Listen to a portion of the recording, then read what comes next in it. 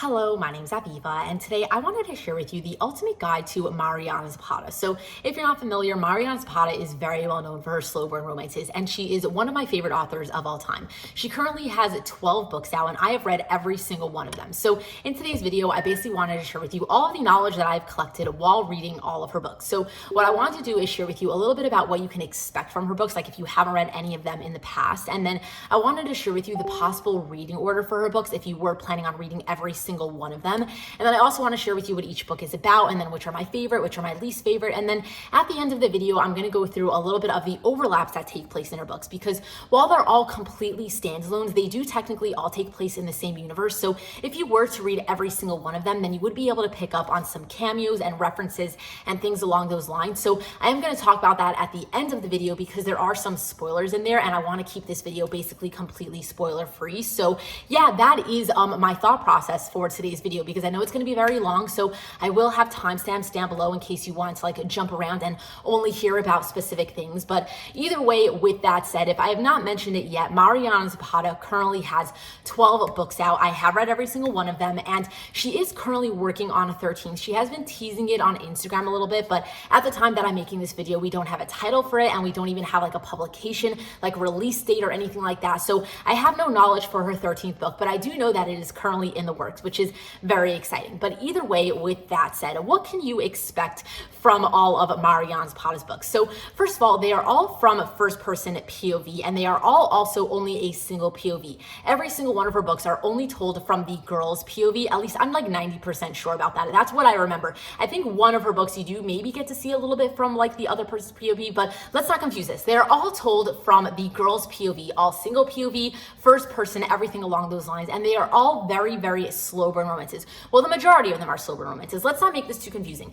They're slow burn romances, and basically I do highly recommend going into all of her books with the right mindset, because a lot of her books are very, very thick, like literally like 600 plus pages long. And in some of her books, the couple literally will not get together until like literally the last like 10%. Like you will not get a first kiss until like 600 pages in to a 650 page book. So it is something that you have to like mentally prepare yourself for, because if you go into it and then all of a sudden you're getting really bored, or you feel like maybe it's not like, picking up quickly enough, like I feel like that is just something that like, you have to know going into it, of like her books are going to be very slow. It does take about 100 pages or so to actually get the ball rolling sometimes. And you just have to be a little bit patient. You have to be there for the ride. Like all of her books, by the time you get to the end, all of a sudden you're going to be like, holy crap, that was the best experience. Even if in the moment you're going to be like, okay, let's get to the next thing already, So it's really like you're here for the slowness of it. You're here for the buildup. And I feel like if you go in with the right mindset, then her books can be absolutely amazing. So with that said, what is the reading order that you should read them in if you were to read every single one of them? So first of all, I don't necessarily recommend reading every single one of them, and we'll get to that when I share with you like what they're all about and like which ones were my favorite and my least favorite. But the only reason that I read every single one of them is so that I can make this video. Like there were a couple that I really had zero interest in reading, and then even once I read them, I'm like, oh yeah, I totally could have skipped that, and I kind of regret reading them, but I am happy that I was able to read them so that I can make this video for you and have all of the possible knowledge in my head. So basically, with that said, did I make that more confusing than it had to be? I feel like I did. But either way, if you were going to read every single one of them, then I would recommend reading them in the publication order. So in the way that I'm holding it up is the order that she had written them in. So the first one at the top is the first one that she ever wrote, and then the bottom one is her most recent release or whatever it is. So if you want to take a screenshot of this, then go for it, because I'm only going to hold this up for a second. But either way, this is the possible, potential, whatever you want to call it, reading order that I would recommend reading it in if you were going to read every single one of her books. And the only reason that I say that is because if you wanted to read all of her books so that you can possibly pick up on every single cameo and reference and everything along those lines, then she technically did write them in the order that everything takes place. So if you wanted to pick up on all of those and not get any spoilers or anything like that, then the order that she wrote them in is the only order I would recommend reading them in. But with that said, I read them so freaking out of order that I can't even tell you which one I read first, second, third, whatever. Like I literally picked them up so freaking randomly. I think that the first book book that I read by her was her newest release, which was All Roads Lead Here. And then after that, I basically just read them in the way that like the idea of the book most called out to me. Like I wanted to read her sports romances first. So I kind of went through like, you know, all of those first. And then I kind of like went down to like all of the ones that had to do with cars and then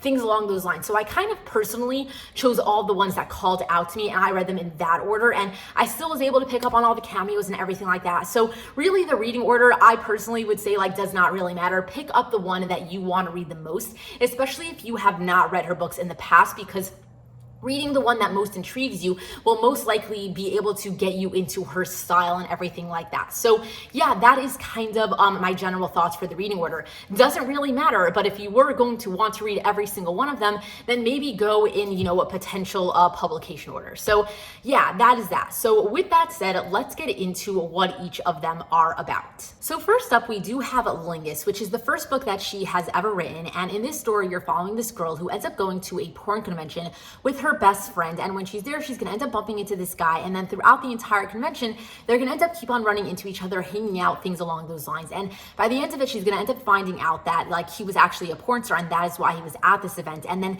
because he's a porn star and like his job and everything along those lines, he doesn't really do girlfriends because it never really works out, but he really wants to be her friend because he liked being around her. So he's basically gonna friend zone her, and then that's gonna be the general gist of the story. So it's kind of like a friend-lover situation. Obviously, they're gonna fall for each other by the end of it, but that is more or less what this book is about. And happens to be, this is a much shorter book than her general books. Like this is only like 400 pages long, and it is paced out more like a regular romance. So it's not as slow of a burn as her other stuff. So it does feel a little bit more like normal, if that makes sense. But either way, I personally did not love this book, and I only read it because I wanted to be able to make this video and say that I read every single one of her books. And I don't necessarily regret this because I am happy to like know what it's about, because I have seen a lot of mixed reviews about it, and I personally wouldn't like, you know, recommend it to myself. But like if something along the lines of like a friend zone to lovers porn star main male lead is like, you know, up your alley, then like maybe give it a shot. But I personally didn't love it. Not the worst book that I read by her,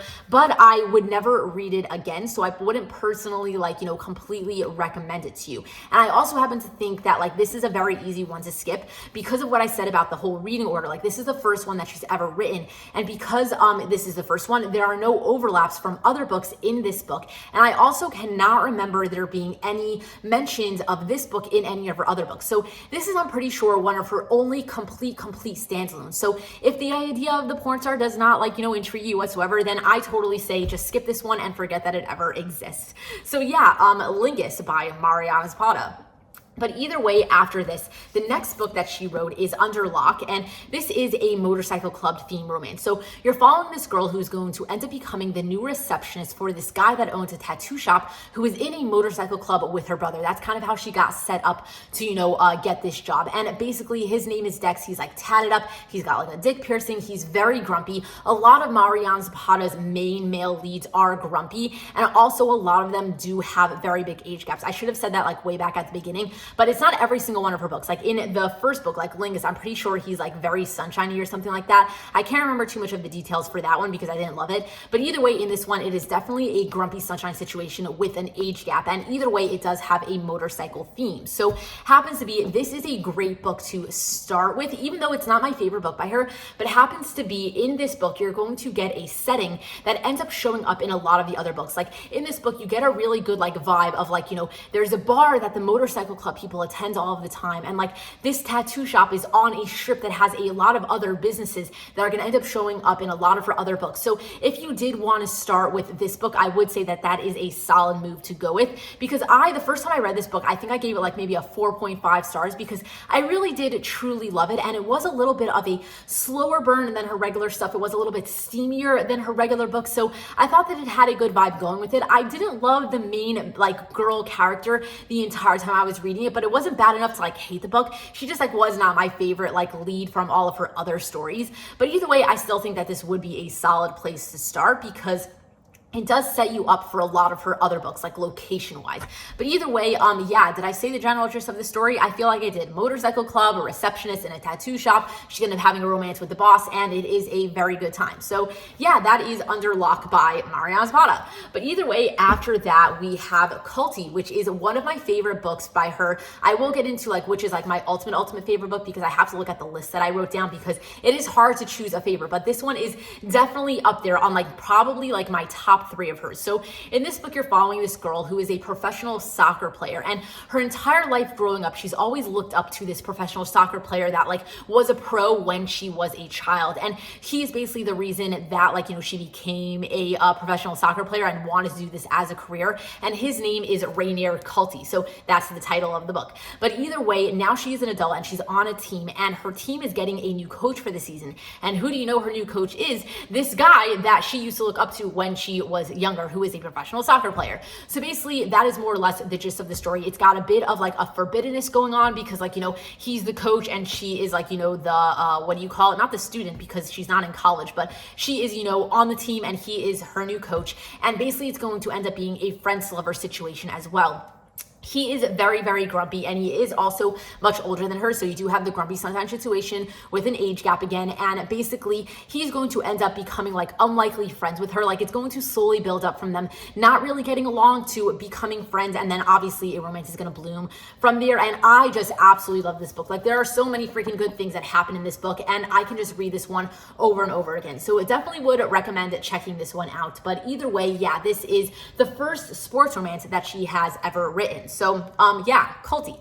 But either way, after this, we have Rhythm, Chord, and Mannequin, which I feel like I lied earlier when I said that I've read every single one of her books, because I actually DNF'd this book. I could not get myself into this. So the thing is I did look up a little bit of information about what it's about, but don't take my word for anything that I say according to this book, because I have not read the full thing. But either way, this is the shortest book that she has ever written, and that is official because I have them all in front of me, and I know that this one is the shortest one. This book is only 300 or so pages, a little bit over 300 pages. And either way, in this story, you're following this girl who's going to end up going on tour with a famous band. And that is more or less the gist of the story. And I can only tell you that because that is more or less all that I've read about it. I'm pretty sure she's going to end up having a romance with like the lead of the band. Maybe his name was Mannequin. I don't know. I probably shouldn't give you any information on this one because I personally really didn't like it. I think I got maybe, I don't even know, like 75 pages into it. I really did not get far and I just could not handle it.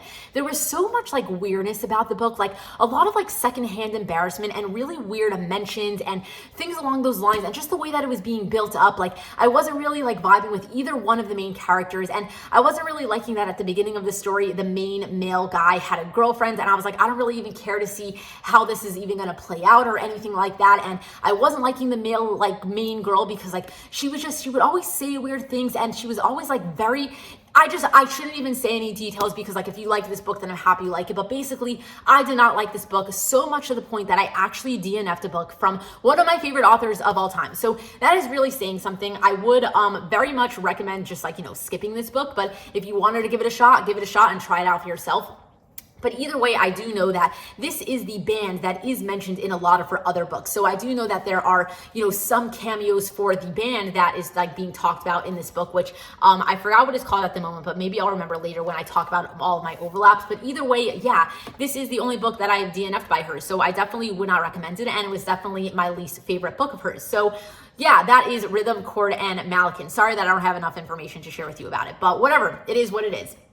But either way, after that, next up, she wrote The Wall of Winnipeg and Me, which is definitely one of my favorite books by her. We'll get into like, my favorite, least favorite later. But basically, I cannot get enough of this book. I'm pretty sure I've read this one twice already. I've also read Under Lock twice already. I should have said that when I had it up in my hands. But either way, this book is her first very, very, very large book. This book is 650 pages long. So this is the one that I'm talking about when I say that it has a very, very slow burn, and the couple will not get together literally until like this, like up until here is when the couple is actually going to have their first kiss. So basically in this story, you're following this guy who is a professional football player. And at the beginning of the story, you're following this girl who works for him. She has been his personal assistant for the past 2 years, and she absolutely hates working for him. This is another grumpy sunshine age gap romance. And basically he is just not fun to work with. He just is not very nice to her, doesn't really appreciate her, anything like that. So at the beginning of the story, she basically decides that she is going to quit. And that is exactly what she does. And then a month later, so he ends up basically knocking on her door and being like, look, you really need to come back. I can't live without you. I didn't appreciate you in the moment, but I will treat you better this time around. And she's like, sorry, I don't want to work for you anymore. And he's like, okay, well, I need to proposition you on something else. And basically he's going to ask her to marry him because he wants to get a green card. He's from Canada and basically he wants to live in the US, and he doesn't really want to do this with anything else. So with anyone else. So he basically convinces her to marry him for the next 5 years in exchange for paying off all of her student debt and giving her a house and everything like that. So she's like, look, that is really good money, and I really can't say no to an offer like this. So that is basically what they do. So more or less, I said this more confusingly than it has to be, but it is a marriage of convenience between a pro football player and his ex-personal assistant. And it is going to be a very, very, very good slow burn romance. So one of my favorite books by her, definitely would recommend reading it. And yeah, that is more or less the gist of The Wall of Winnipeg and Me. So after this, we have Wait for It, which is another one of my favorite books by her. Another very, very thick book by her. This one is, 660 pages long. So it is a bit of a brick, but it is so freaking good. In this story, you're following this girl who is basically a single parent to her 2 nephews. Her brother had died, and she basically got custody of them. And for the past couple of years, she's basically just been learning to be a single mom to them. And at the beginning of the story, she's basically going to end up moving into a new house, and she's going to end up having a romance with the neighbor who lives across the street from her. So this is another grumpy sunshine situation that has another age gap. He is a lot older than her, and basically they're going to end up becoming unlikely friends. He's kind of just going to start coming into their life, getting close to the kids. I'm pretty sure he is the coach for one of the kids' baseball team. So you kind of have a little bit of a sports vibe going on as well. And anyway, he's just kind of gonna implement himself into their lives, and then it's gonna end up being their romance. So if you're a fan of a single parents, then I definitely do recommend checking this one out because it is a very, very good time. But either way, after that, we also have Dear Aaron, which is a little bit of a different book than other stuff that she's written, because basically in this story, you're following this girl who ends up writing to a soldier. It's kind of like a pen pal situation where she just writes letters to soldiers that are out on duty and things like that, so that they're not so alone. So it happens to be in the first half of this book, you are only following their letters and their emails and their texts and everything along those lines. I'm literally trying to find the spot where all of a sudden it turns into only messages between the two of them to then actually, okay, right here. So this is literally this side of the book is only emails and letters and things like that. And then this book is when they're actually going to start getting into their head and seeing things develop and things like that. So it's literally a little bit more than 50% of the book. And that really does not work for a lot of people, but it personally worked for me. It kind of reminded me of when I was a kid, and I used to text guys all the time, and that's literally how I communicated with people, just texting back and forth and having deep, meaningful conversations and kind of getting to know somebody via your phone or something like that. So I personally really did enjoy the theme of this book, of how it was very heavy on messages and things like that, but I know that that doesn't work for everybody. So if that's something that you think that you would really enjoy, then I would definitely recommend reading this book. It wasn't my favorite by hers, and I did have a couple of things that kind of bothered me with the setup and the layout and the development of the story and everything like that. But more or less, I really did thoroughly enjoy this book, a lot more than I expected to. I know that that's a very underrated opinion. A lot of people don't really like this book. I personally did, and when I read it, I kind of went into it with very low expectations because of all the negative things that I've seen about it, and then I ended up being very pleasantly surprised by it. So yeah, that is more or less the gist of the story of Dear Aaron. It's 2 strangers. They're going to end up talking over the phone for a very long time. And then eventually you're going to jump to them in real life. And then they're obviously going to meet and a romance is going to bloom from there. So yeah, that is Dear Aaron by Mariana Zapata. But anyway, after this, you then have From Lukov with Love. And this might be my favorite one. But again, I will share with you officially which is my favorite once I get to it, because I'm not really sure. But either way, I absolutely freaking love this book. It probably is one of my favorites. You're basically following a reverse grumpy sunshine situation, which is literally like one of my favorites of all time. The girl is the grump in this situation, and he is more of the sunshine. And basically, they are both professional figure skaters, and it is an enemies to lovers as well. They have kind of been around each other more or less their whole life because his sister is her best friend. So it's kind of like a best friend's brother sort of situation. And either way, they have always been competing with each other. They've both been in the same circle their entire life, both always like, in the same competition, things along those lines, always practicing in the same stadium and everything like that. And either way, now they are adults, and they're basically going to end up getting paired up to be, partners with each other for the next competition or things like that. So now they are basically forced to be together all the time. So it's very forced proximity. They really don't get along to the point where it's like they're always like biting each other's heads off. Like they're always bantering, always bickering, things along those lines, and literally cannot stand each other. And then obviously a romance is somehow going to bloom between the two of them somehow. But either way, this is a really, really, really great time. Still a very slow burn romance. It is a very thick book. Still, you are having about 500 pages of slow burn romance in this, and literally they're not going to get together until around there. But either way, this is a really, really great time, and definitely one of my favorites. And I do know that a lot of people recommend starting off with this book because it is generally it's a large consensus that people say that this is her best book. So basically, if you wanted a place to start and you probably didn't really care to go in order or anything like that, then this is a really good one to choose. So yeah, that is more or less from Luca with Love. But anyway, after this, she did then write Luna and the Lie, and this is following these two people that work in a mechanic shop. So this is a very large age gap. I'm pretty sure she was like 26 and he was 42. A lot of them are large age gaps, but I feel like this might be her largest one. But either way, this is another grumpy sunshine situation, and this girl is a painter in the mechanic shop. Like she paints like old vintage cars, and she's gonna end up having a romance with her boss, like the owner of this mechanic shop that she works at. And basically a couple of years ago, she one time told a lie for this boss so that like he didn't get in trouble or something like that. And ever since then, he basically feels like he owes her something. So he's always asking her like, oh, are you ready to cash in that favor that I want to give you? Are you ready to cash in your favor? And basically she's always like, no, you don't owe me anything. Like I'm happy to have lied for you and everything like that.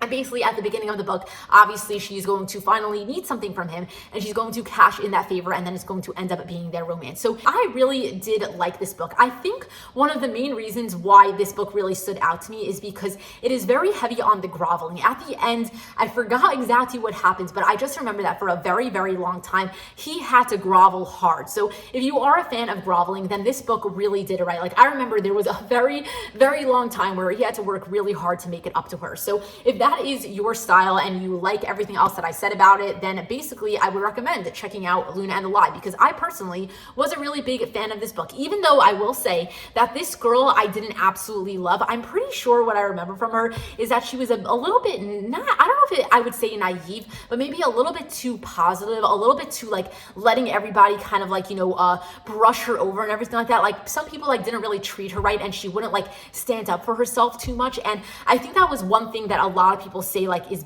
they get that bothers them for this book. And I remember like seeing it in the book, but personally like I just like let it go. I think mostly because I was expecting that when I went into this book. Like I kind of knew that going into it, so I didn't let it get to me too much. But either way, I know that that is kind of one of the biggest complaints for what people say about this book, but personally it didn't bother me, and I really did like this one. So yeah, I still would highly recommend checking out Luna and the Lie. But either way, after this, we also have The Best Thing. So this is Mariana Zapata's only second chance romance, and I only read this book so that I can say that I have read every single one of her books. I didn't really have any interest in reading this one because I have not seen a lot of good reviews for it, and I also am not really into second chance romances, but I did read it just so that I can know what it's actually about. And I don't necessarily regret reading it, but I also didn't really love this book. I don't think that it was the worst thing that she's ever written, and if you're into the idea of second chance romances, then you might really enjoy this book. I know that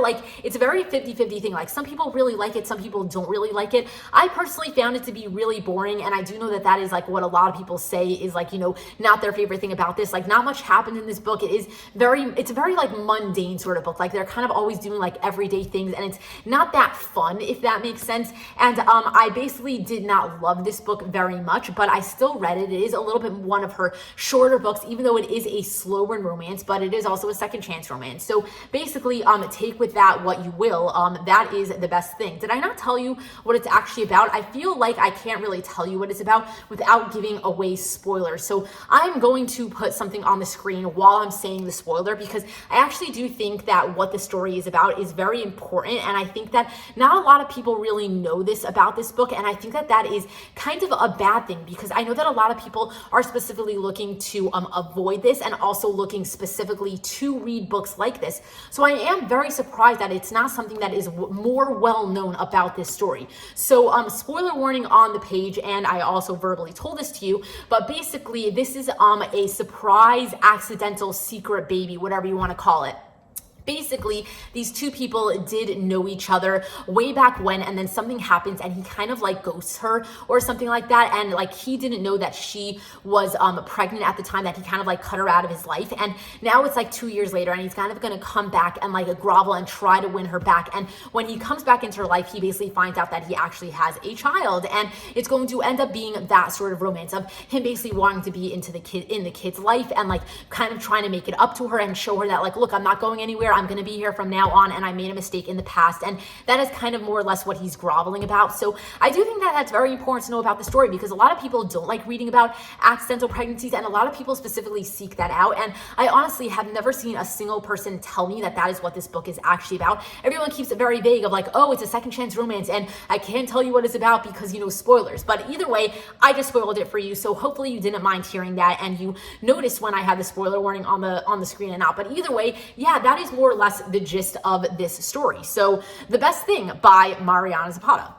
But anyway, after this, next up we have Hands Down, which is actually very closely connected to The Wall of Winnipeg and Me, because in The Wall of Winnipeg and Me, we were following a pro football player, and in this book, you are following another pro football player who happens to be first talked about in The Wall of Winnipeg. So I'll get to it a little bit more in when I talk about all the overlaps, but I would definitely recommend reading this book after The Wall of Winnipeg and Me, because you're first going to meet this main male character. He's a very large part of, The Wall of Winnipeg and Me's story, because he's kind of like the roommate to this guy, and he's also like best friends with the main girl in that story.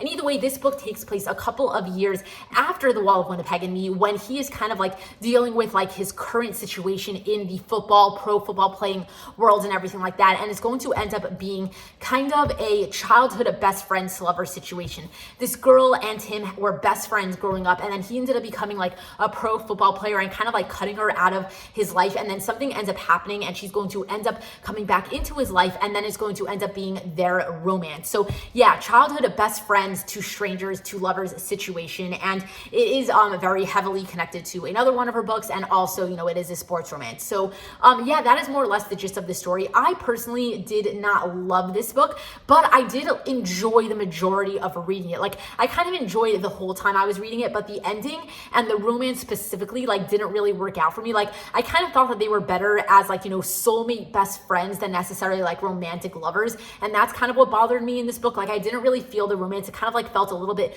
weird to me. And also, I don't know if I said this yet, but this is also a sunshine guy, which is very like abnormal for her books. Like, she doesn't really write about like very sunshiny characters, but this is, I'm pretty sure, like a sunshine, because Zach, who's the main guy in this book, he is a very happy-go-lucky. So basically, not a horrible book, but also definitely not my favorite, and definitely one that I probably would never reread. But it is another one of her sports romances, and a lot of people are fans of it. So if you could get down with like the romantic aspect of like these two very, very good friends end up turning into like lovers sort of situation, then you might really enjoy this book. But either way, yeah, that is Hands Down.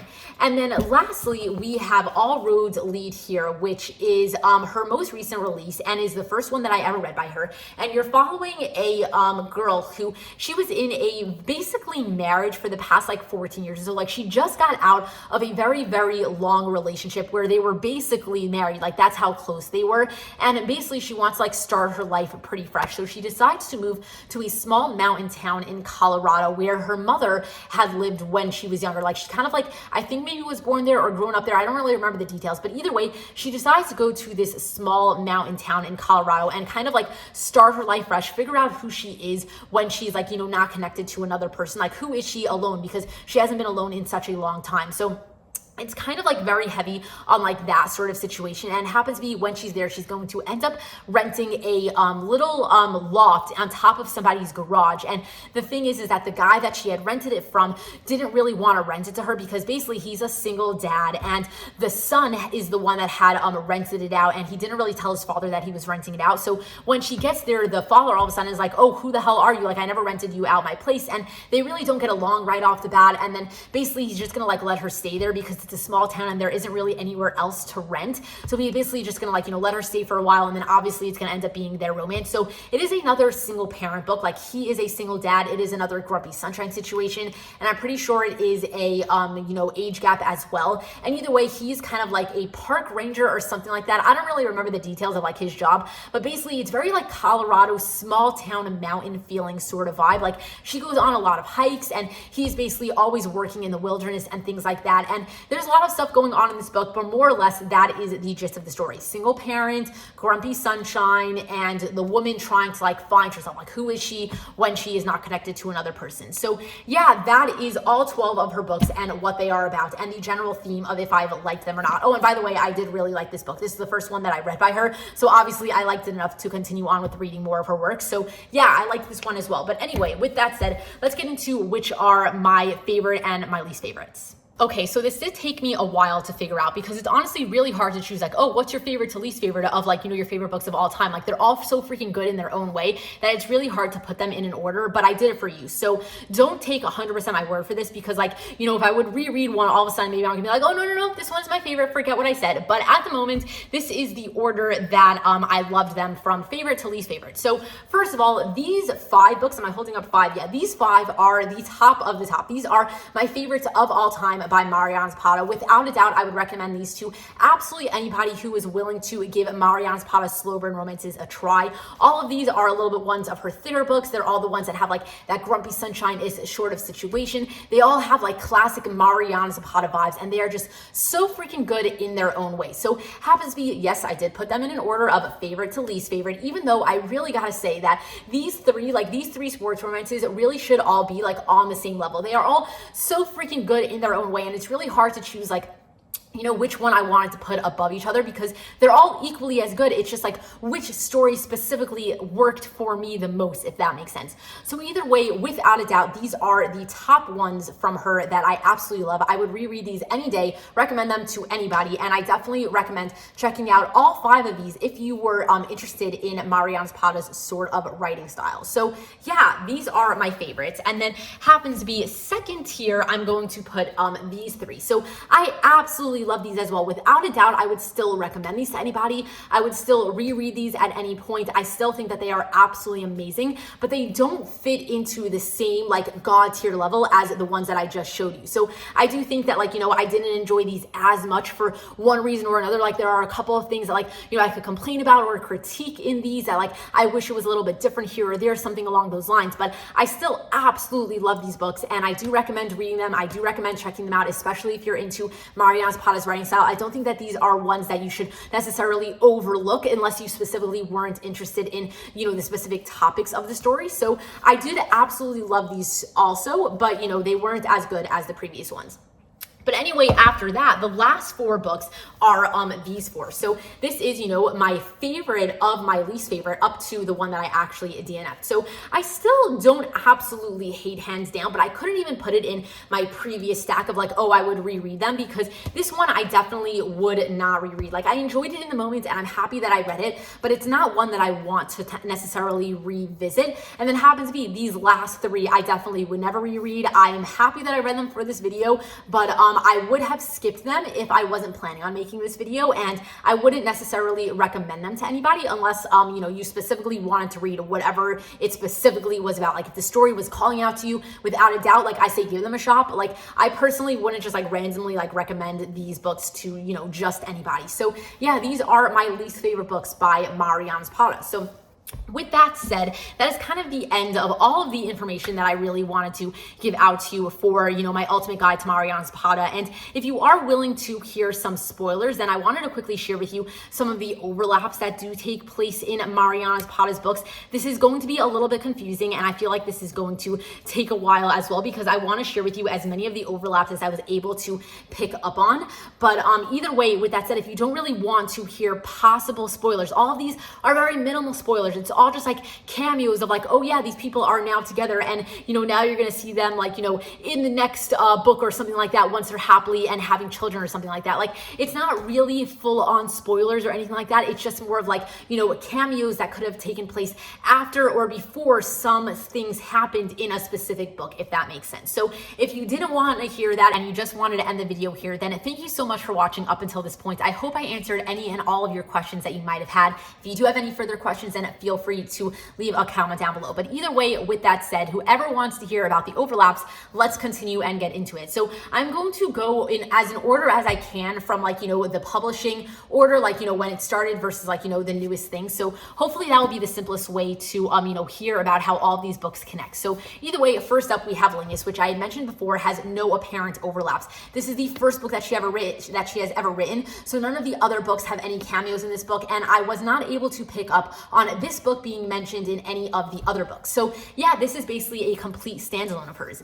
But anyway, after that we have Under Lock, which I think I had mentioned this before, but basically the setting for this book ends up being very prominent in a lot of the other books, because I'll get to it when I get to it, but basically a lot of the other books end up having shops or themes that are going on that we originally had seen in this book. Basically, you're following this guy named Dex who has a tattoo shop, and that tattoo shop is on a street that has a lot of other businesses, and those other businesses will end up showing up in some later books. So the setting for this book ends up being the setting for some other books, and happens to be the motorcycle club in this book ends up going to they have their own bar, and that bar is a bar that a lot of other characters in other books end up going to as well. So basically the setting for this book more or less ends up showing up a lot in a lot of her other books, and then also happens to be a lot of her books and characters end up getting tattoos. And anytime that a character is getting a tattoo, usually they are going to Dex's shop and getting their tattoo done by either Dex or one of the other people that work at Dex's shop that we end up getting to meet in this book. So basically that is more or less the general gist of cameos for this book. You don't really get to see any cameos for other books in this book, but this is the setting for places where cameos will end up being had, if that makes sense. The books will end up cameoing this book. Did I say that correctly? I don't know if I did, but either way, hopefully you understood what I said. But either way, let's move on. So next up, we have Culty. So in Culty, this guy ends up getting his tattoo done by Dex. So we end up actually getting to see a quick glimpse of Dex and Iris as they're happily ever after, with a baby and everything. So, we got this book, they got their happily ever after, and then this guy ends up going and getting a tattoo from Dex, and we get to see a glimpse of him and Iris. So that is kind of the overlap of this book with Under Lock. And then happens to be also the main girl in this book. Her name is Sal, and she is cousins with Diana from Wait For It, which we'll get to later. And happens to be, I only know that because I read Wait For It, because Diana wasn't really mentioned in this book. I only know that Sal is going to end up being mentioned in the Wait For It book, and that is where you see the cameo. So I, again, made that a little bit more confusing than it had to be, but that is, the general overlaps and gist for this story. So yeah, Culty. But anyway, after that, we have Rhythm, Chord, and Malkin. So like I said, I never actually finished this book, so I wasn't able to personally find all the overlaps that took place in this story, but it happens to be I ended up doing some research for you guys so that I can give you as much information as I can, and I did come across a couple of things that some other people said they found overlaps in this book. So supposedly there are Culty and Lingus mentions in this story, but do not take my word for that. And I know that I said that Lingus was a complete standalone, but I guess according to Google and all of my research that there might be a reference from Lingus in this story, but again, do not take my word for that. And then also, supposedly, the main girl in this book, her name is Gabby, and she has a cousin who is teammates with Sal from Culty. So Sal has a teammate, and her teammate is cousins with this girl. So I don't really know how that plays out, and how that overlap reference, whatever it is, happens, but supposedly that is a thing. And then happens to be Rhythm, Chord, and Malkin, you are following a band, and that band is called Cloud Collision, and happens to be you randomly will see the name Cloud Collision in some of their other books. Like some other characters like will be listening to a song by Cloud Collision, or they'll mention how like they're a fan of the band or something like that. So when you do see the reference Cloud Collision, that is the band from this book. So very interesting overlaps there. But either way, that is all the information I was able to find for you about this book. So yeah, that is Rhythm, Chord, and Malakin. And then next up, we have The Wall of Winnipeg and Me, which happens to have a couple of very strong overlaps with two other books. So those two other books is Wait for It and Hands Down. So happens to be in The Wall of Winnipeg and Me, you're following this girl named Vanessa who has a best friend named Diana, who is the main girl in this book. And this book takes place before this book. So it's actually very interesting to be able to meet Diana and see Diana before the events of her book, because like I had said, this is a single parent, and in this story her brother had died and she is now the guardians to her two nephews. But in this story that has not happened yet. So it's very interesting to get introduced to her while she's kind of living a very different life than she's living in this story. So that is kind of the very strong overlaps for this book. And then obviously in this story you're going to get to see a lot of overlaps with like, Vanessa coming into this book and everything like that, but we'll get to that in a second. But either way, besides for that, you also have Hands Down, and in Hands Down you're following this guy named Zach, who at the time that The Wall of Winnipeg was taking place, he is roommates with the main guy in this book, who I'm pretty sure his name was Aiden Graves, but don't take my word for that because I could be wrong. I'm so bad with names. But either way, Aiden Graves, the professional football player, is roommates with Zach, and Zach also happens to be very, very good friends with Vanessa, who is the main girl in this book. So Zach is very prominent in this story. He's kind of like a third character. He's always coming in and out of scenes. He's always around, kind of on the sidelines, things like that. And you actually really do get to know him very well in this book, and it actually sets him up very well for this story. So it is very interesting to first read The Wall of Winnipeg and Me and then jump into his book, which takes place years and years later, and you already kind of do get to know Zach a little bit here and there, and then you basically get to see his story. So that is the very heavy connections between those two books and The Wall of Winnipeg and Me. And then happens to be a little bit of smaller connections is that you also notice that Vanessa, she's kind of like a graphic designer at some points, and it mentions that at one point she ended up making a tattoo for like, an artist, like somebody had commissioned her to make like a tattoo, and happens to be, I'm almost positive that that was Dex from Under Lock. So there was a little bit of connections there. And also I'm pretty sure that there are mentions of Cloud Collision, which was the band from Rhythm, Chord, and Malakin in this book. I forgot what the details were. Either she was like a fan of the band, or she had made like a t-shirt design for them at some point, because like I said, she was a graphic designer. So there was something along the lines of like references from Rhythm, Chord, and Malakin in this book that I remember seeing, specifically because like they said Cloud Collision. And then like I said, I'm pretty sure she also worked at Dex for a point, even though they didn't necessarily say Dex. I just remember specifically like her working for like a tattoo artist of sorts. So pretty sure that was Dex. But either way, yeah, that is all the references that I was able to find for The Wall of Winnipeg and Me. But anyway, after that, we also have Wait for It. So like I had said, there are mentions of, Vanessa from The Wall of Winnipeg in Wait for It, because, these two people are best friends. But it happens to be also, like I had said when I was talking about Culty, these two main characters are a cousin. So we got to meet Sal, and then she ends up having a cameo in Wait for It because Diana is cousins with her, and she ends up showing up in their book for a minute. So we do get to see that interesting cameo. And then happens to be, like when I was talking about Under Lock, I had said how this is the setting for some other books. So in Wait for It, you're following Diana, who is a hairdresser, and she happens to work on the same block as the block that I was talking about in Under Lock. And happens to be, there's this guy that works across the street from her named Trip. And we originally had met that guy in Under Lock because Trip is best friends with Sunny, who is Iris's brother. And I know that sounds really confusing, but basically Iris was the girl in Under Lock, and she ends up getting to work for Dex, and Dex is in a motorcycle club, and he happens to be in a motorcycle club with Iris's brother, who is Sunny, and another guy that's in that motorcycle club is named Trip, and they are all basically friends, and they're talked about in this book. And happens to be in Wait for It, she ends up becoming friends with Trip, so you kind of get to see that overlap here. And then happens to be also, she's gonna end up like getting a little bit involved in like the motorcycle club scene, because she's gonna end up going to like, the bar, the Mayhem bar that's mentioned in this book. And then I'm pretty sure there's also a little bit of Under Lock mentions. Like I'm pretty sure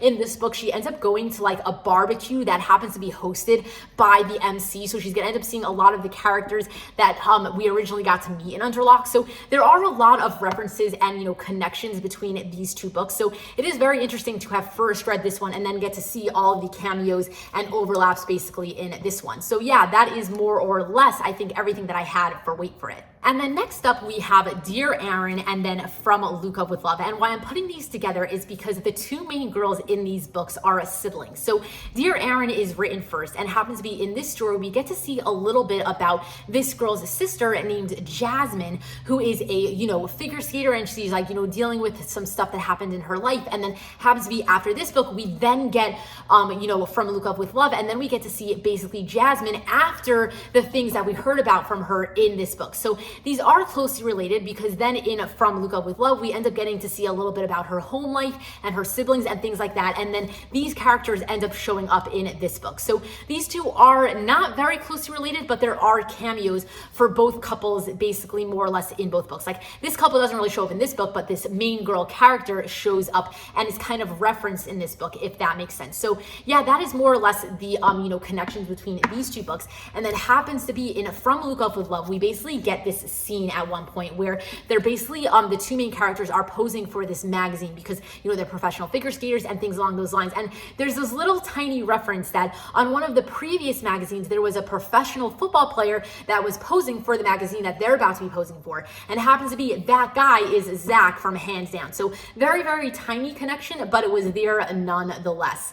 And then happens to be after that, we have Luna and the Lie. So in Luna and the Lie, you're following this guy named Ripley who happens to have some business with a motorcycle club called the Reapers. And the Reapers was originally mentioned in Underlock because Underlock, they have a motorcycle club, and I forgot what the name of that club is, but either way, at some point they had business with the Reapers as well. So you basically get to see it originally mentioned there, and then the same people are mentioned again in this book. And then happens to be, this is also another one of those books that have like that Underlock setting reference. Like Wait For It, Luna and the Lie, and then Underlock, they all take place in that same setting. And I can't remember the details of this book, if like at some point like the characters in this book end up going to like the Mayhem Bar or anything like that, but they are all in the same area. So there are like, you know, references in that sort of sense in this book. And then happens to be in this book, you have a girl named Luna, obviously like Luna and the Lie. And then she has a best friend named Lenny who ends up getting her own book, which is The Best Thing. So in The Best Thing, you have this girl named Lenny who is best friends with Luna from Luna and the Lie, and happens to be, she owns a gym or something like that, and happens to be the, the receptionist at the gym, or like the manager at the gym, something like that, is Bianca, who is the main girl in Hands Down. So that is kind of like the connections between these three books and how they kind of all flow. So, you know, you have, the manager or like whatever it is in this book is the main girl in this book. And then happens to be in this book, like I had already said, you kind of get the references from Zach in, you know, from The Wall of Winnipeg and Me, because like, you know, we originally saw him there. And this book, I'm pretty sure basically takes place 7 years after this book. And then we also kind of get a semi-Trevor redemption in this story. Like in this book, the manager for both, the main guy in this book and the main guy in this book is this guy named Trevor. And we kind of really didn't like him in this book. But then in this story, we kind of get like a little bit of his redemption. So that was kind of interesting to see, and kind of like nice to like close out this book in my head for like, you know, how it went down in this one. And then besides for that, I think that the only other reference was a quick cameo from Luna and the Lie. So Jasmine and Ivan, they end up attending a party that the characters in this book are at, and then you basically get to end up seeing them. So it was actually very interesting because it kind of went full circle, because in this book you kind of got to see this main character on the the cover of a magazine, and then they end up like all meeting. So it was a very cute moment over there. And then besides for that, the last book that I have not yet mentioned is All Roads Lead Here. So this was the first book that I had ever read by Mariana Zapata. So I could be wrong in saying that the only reference that I was able to pick up on was culty, and I don't even really remember the details about it, but I'm pretty sure that at one point they just like very slyly mentioned this like professional soccer player named Rainier Culty. Like I don't really remember the details of it, but I'm pretty sure that that was the only reference that did take place in this book, even though there might have been a cloud collision mentioned in this story that I just cannot specifically remember. So I might be wrong on that, I might be right on that, who the hell knows. But either way, not much overlaps in this book. But either way, with that said, that is everything that I wanted to share with you for my ultimate guide to Mariana Zapata. So I do hope that I got all of the overlap drops down. But if I did miss any and you had one that I specifically didn't mention, then please feel free to leave a comment down below. Also, if you have any further questions about anything that I mentioned in today's video, or if I forgot to mention something and you were curious about something specific, feel free to leave me a comment and I will try to answer them all if I see them. But either way, with that said, I hope that you did get everything out of this video that you wanted. I hope that you enjoyed hearing me rant about Mariana Zapata for who knows how long. But either way, with that said, I'm going to get going. So I hope that you liked this video. If you did, please give it a thumbs up. Subscribe to my channel if you are not currently subscribed. And either way, thank you so much for taking the time to watch my video about one of my favorite authors of all time. So with that said, that is all. Until next time, enjoy reading.